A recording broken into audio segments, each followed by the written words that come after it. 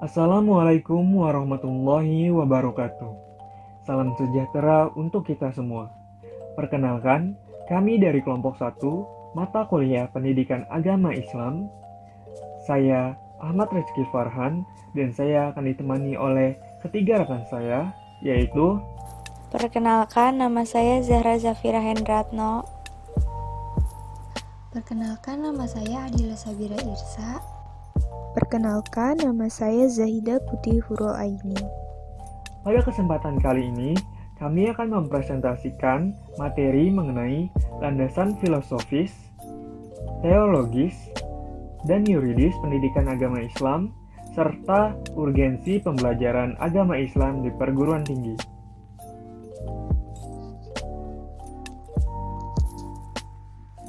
Pandangan para tokoh pendidikan tentang pendidikan agama Islam di perguruan tinggi.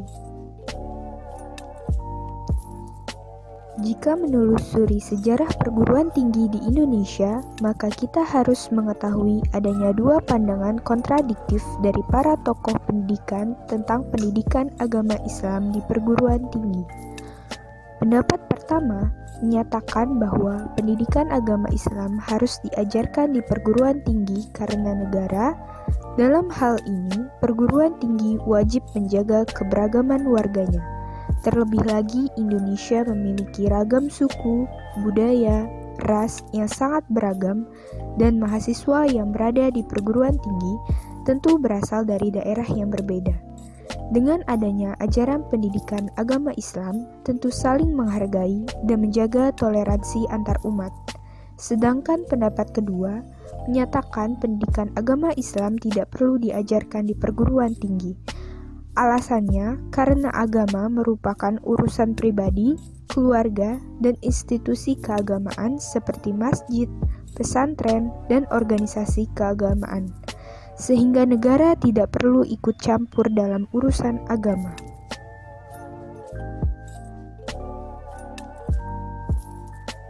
Pendapat Abu Dinata dan M. Arifin tentang filsafat pendidikan Islam.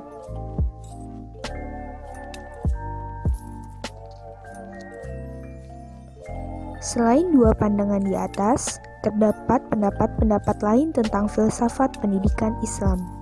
Dapat dipaparkan dua pendapat Abu Dinata dan M. Arifin.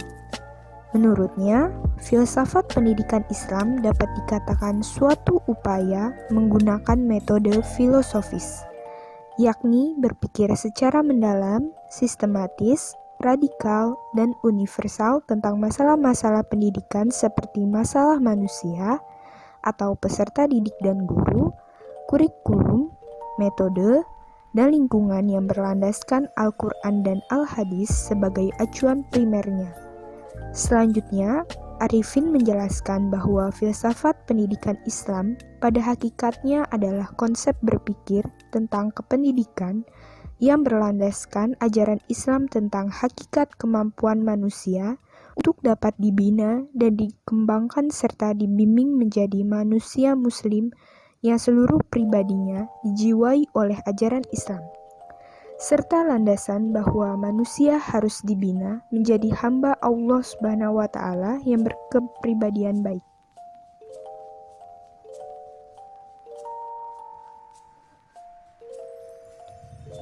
Tiga landasan pokok untuk memahami hakikat pembelajaran agama Islam.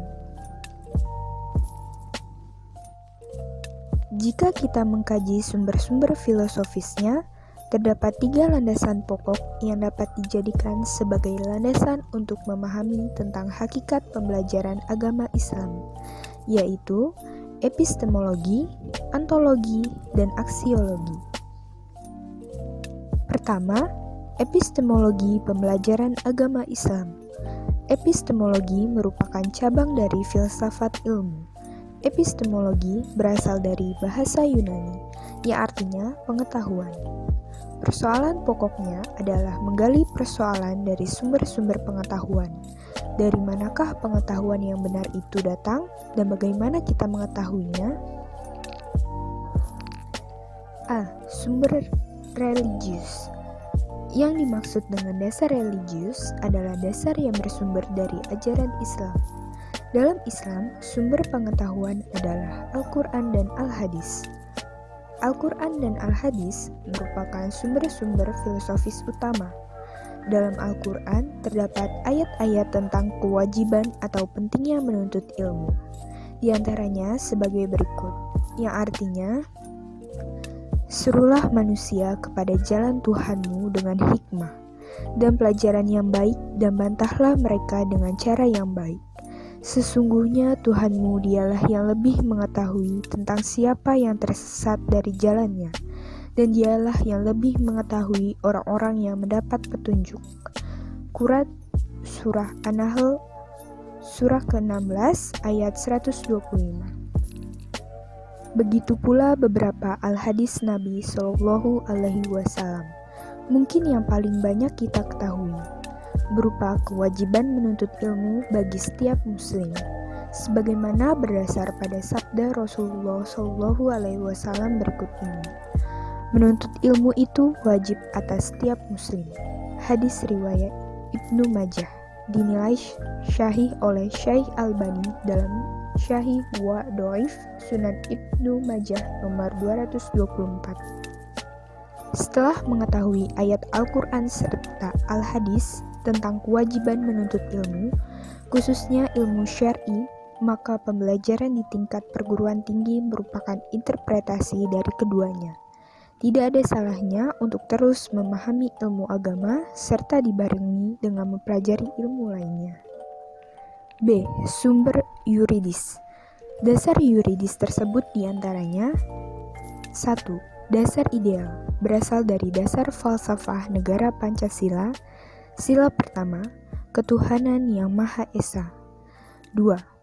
Dasar struktural atau konstitusional, yaitu Undang-Undang Dasar 1945 dalam bab 11 pasal 29 ayat 1 dan 2 serta Undang-Undang Dasar 1945 pasal 31 ayat 1, 2, 3, 4, dan 5. Ketiga, Undang-Undang Republik Indonesia Nomor 20 Tahun 2003 tentang Sistem Pendidikan Nasional, yaitu bab 5 tentang peserta didik, pasal 12 ayat 1 bagian A sampai dengan C, dan pasal 37 ayat 1.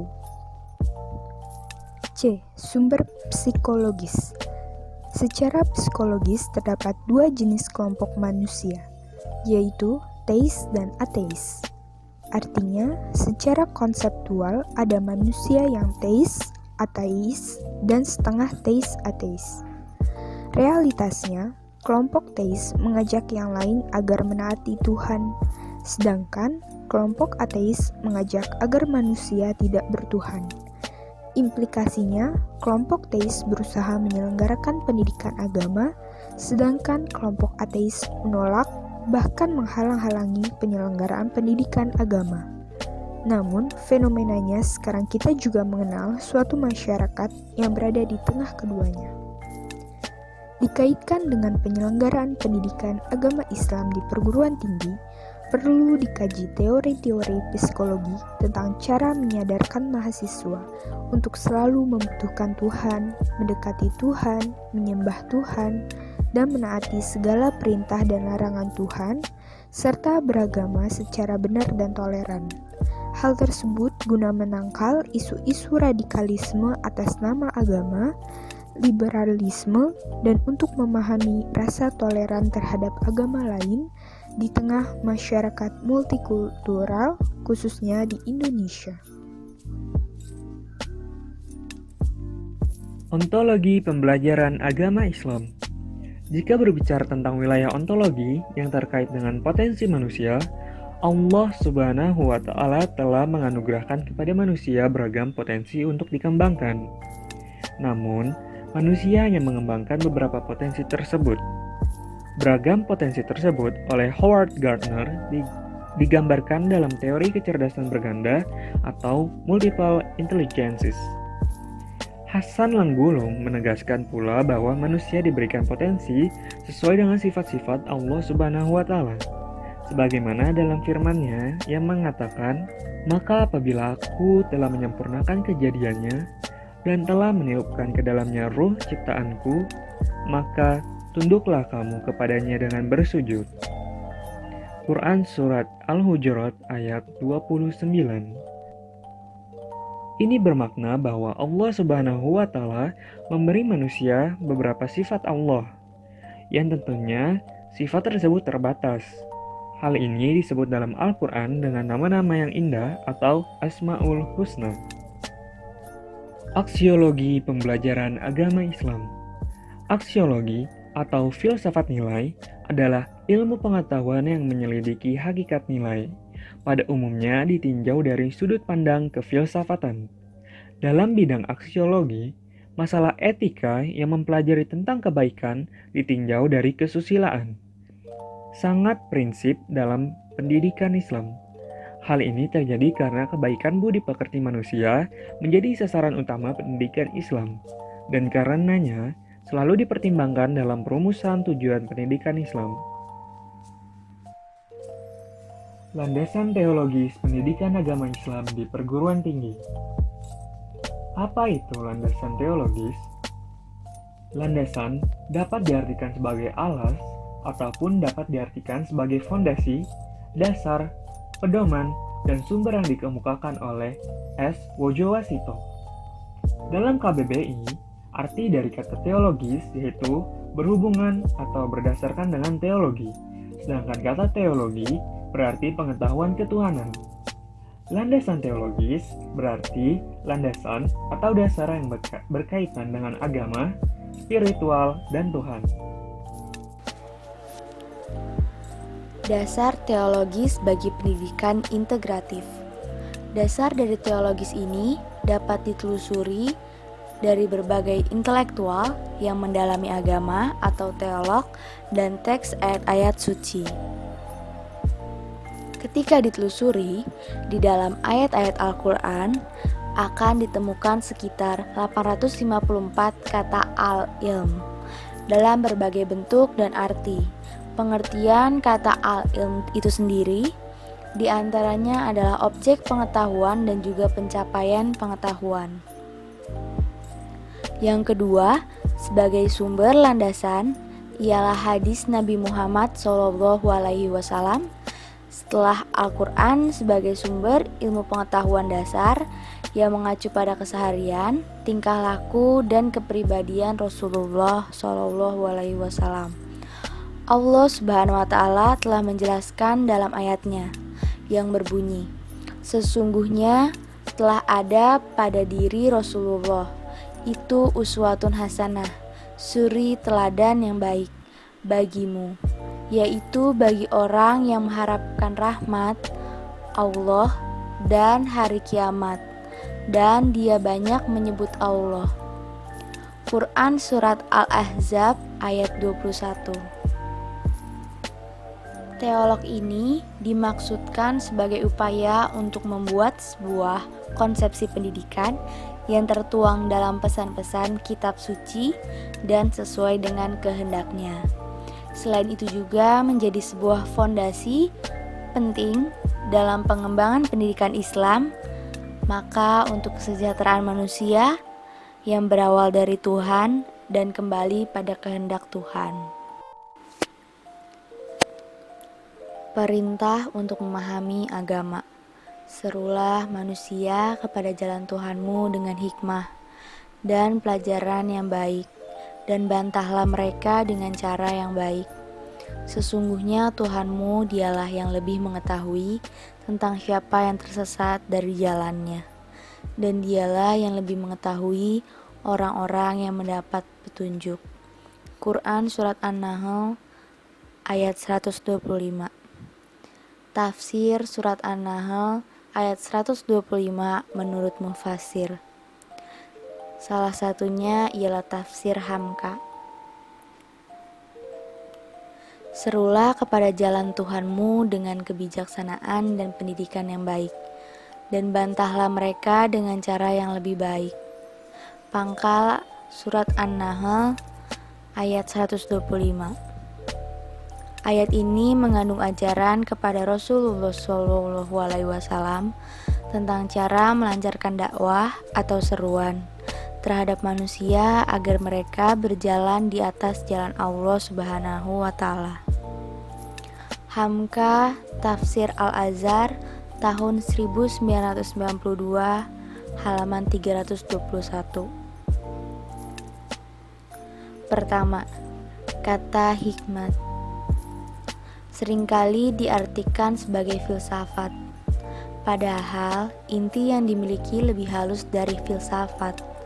Hanya orang-orang yang telah terlatih pikirannya dan tinggi pendapat logikanya dapat memahami filsafat. Tetapi berbeda dengan hikmat, yang dapat menarik orang yang belum maju kecerdasannya dan tidak dapat dibantah oleh orang yang lebih pintar. Bukan saja dengan ucapan mulut, melainkan termaksud dengan tindakan dan sikap hidup. Kadang-kadang lebih berhikmat atau diam daripada berkata. Disitulah letak kebijaksanaan itu. Yang kedua ialah al-ma'u izhatul hasanah, diartikan pendidikan yang baik atau pesan-pesan yang baik yang disampaikan sebagai nasihat. Yang ketiga adalah jadilhum billati hiya ahsan, bantahlah mereka dengan cara yang lebih baik. Kalau telah terpaksa timbul perbantahan atau pertukaran pikiran yang di zaman kita ini disebut sebagai polemik, ayat ini menyuruh agar dalam hal yang demikian, kalau sudah tidak dapat dielakkan lagi, pilihlah jalan yang sebaik-baiknya. Di antaranya ialah memperbedakan pokok soal yang tengah dibicarakan dengan perasaan benci atau sayang kepada pribadi orang yang tengah diajak berbantah. Hamka Tafsir Al-Azhar tahun 1992 halaman 321 sampai dengan 322.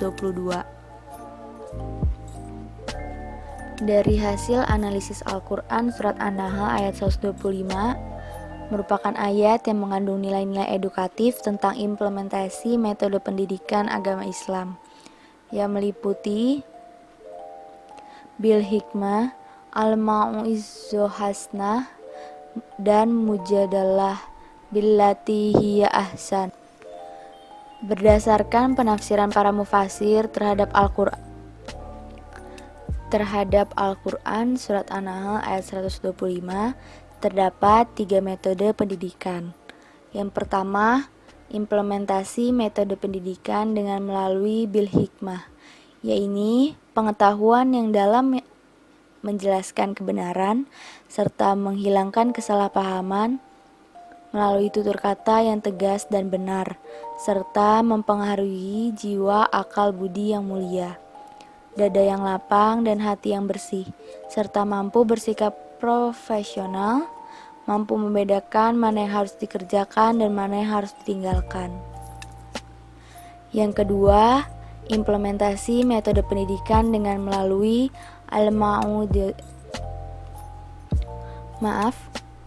al-mau'izzatul hasanah.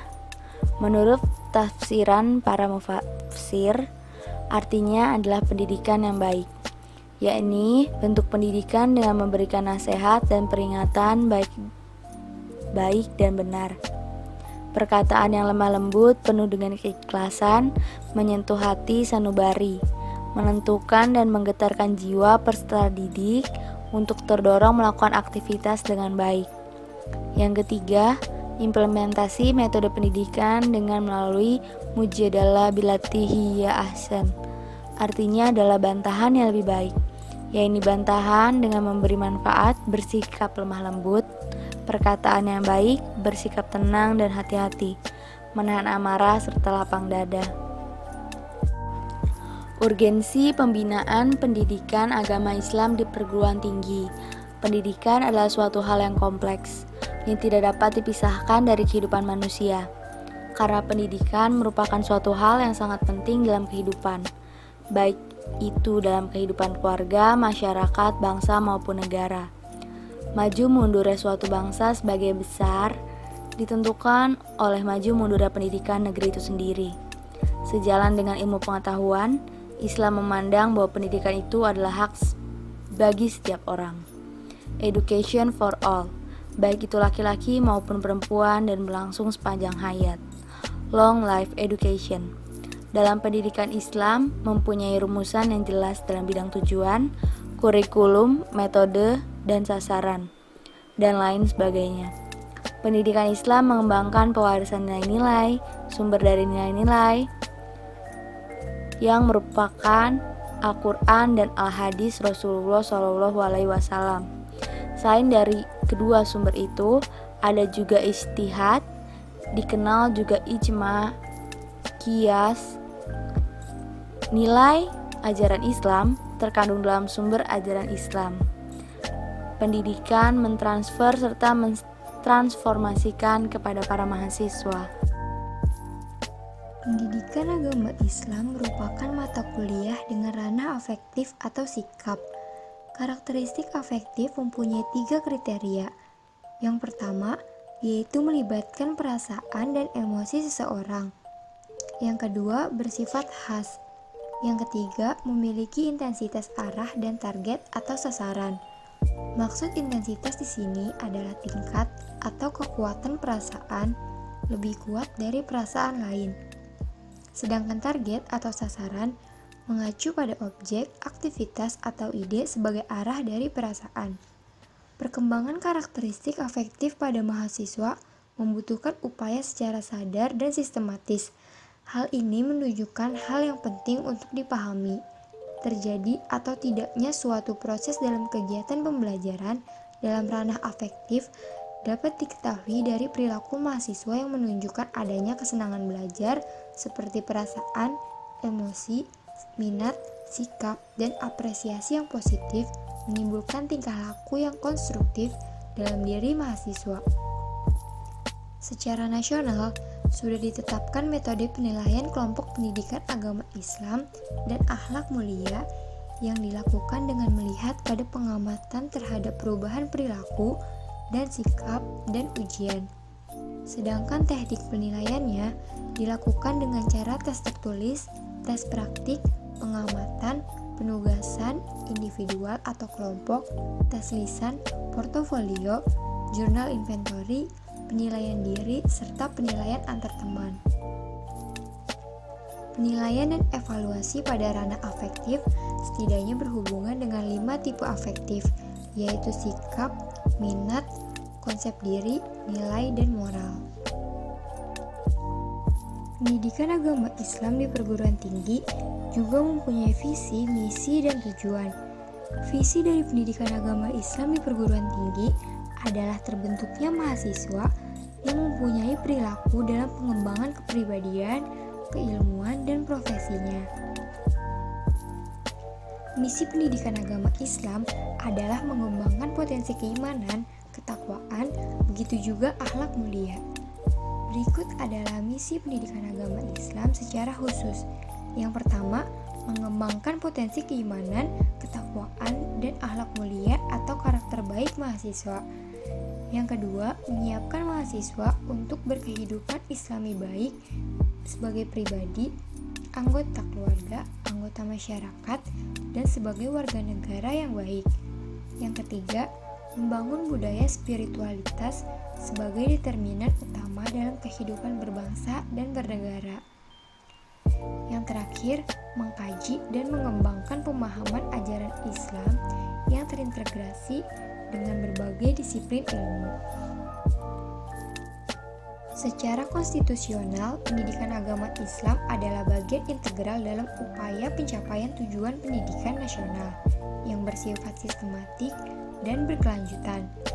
Tujuannya, supaya peserta didik menjadi seseorang yang mempunyai jiwa beriman, bertakwa, memiliki akhlak mulia sebagaimana amanat yang tertuang dalam Undang-Undang Dasar Nomor 20 Tahun 2003 tentang Sistem Pendidikan Nasional Bab 2 Pasal 3 yang menyatakan bahwa pendidikan nasional berfungsi mengembangkan kemampuan dan membentuk watak serta peradaban bangsa yang bermartabat dalam rangka mencerdaskan bangsa, bertujuan untuk mengembangkan potensi peserta didik agar menjadi manusia yang beriman dan bertakwa kepada Tuhan Yang Maha Esa, sehat, berilmu, cakap, kreatif, mandiri, dan menjadi warga negara yang demokratis serta bertanggung jawab.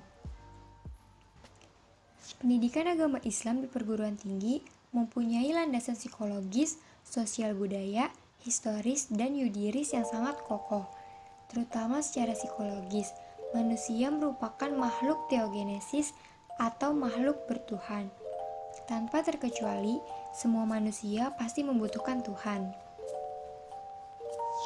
Pendidikan agama Islam di perguruan tinggi memiliki tujuan agar kedepannya mahasiswa bisa menjadi seorang pribadi yang tertib dalam beriman, bertakwa kepada Tuhan Yang Maha Esa, berbudi pekerti luhur, bisa berpikir filosofis, memiliki sikap rasional dan dinamis, memiliki pandangan luas, serta meningkatkan karakter dalam hal tata krama. Pendidikan yang di dalamnya mengajarkan tentang bagaimana harus bersikap, karena hal ini merupakan fondasi yang ada di dalam ilmu adab. Ikut serta dalam kerjasama antar umat beragama dalam rangka mengembangkan dan memanfaatkan ilmu dan teknologi serta untuk kepentingan manusia dan nasional. Cukup sekian presentasi dari kelompok kami. Apabila ada yang ingin ditanyakan, langsung saja tuliskan di kolom komentar. Insya Allah kami akan menjawabnya. Apabila ada kesalahan dalam penyampaian, kami memohon maaf. Wabillahi taufiq wal hidayah. Wassalamualaikum warahmatullahi wabarakatuh.